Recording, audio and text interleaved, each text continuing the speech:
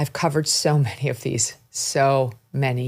these as a news reporter. And whatever the specific shooter's motivation, what it tends to be, I mean, I could have told you this guy was in his early 20s before we had that report, is a guy in his early to mid 20s, possibly late teens at the earliest, who's had a psychotic break, who's had some sort of schizophrenic, psychotic mental health break, which is basically when it happens, and goes homicidal.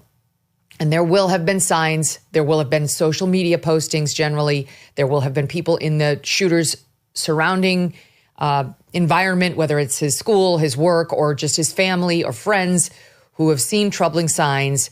And sometimes they report them and sometimes they don't. And sometimes they've had mental health interactions with professionals and sometimes they haven't. But in all cases, the signs were there. And we as a society did nothing. I mean, that's really generally how it goes. Even if we had an interaction with a mental health institution or with law enforcement, it's revolving door, out they go. It's someone else's problem until it's the problem of a bunch of school children literally praying as they were shot to death.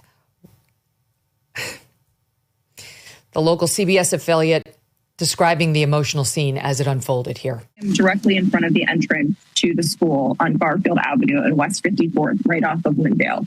Okay. And I have seen children leave the school with bandages on their arm. One child left with a bandage on his arm, raced to his mother for an embrace. It's clearly a very serious situation.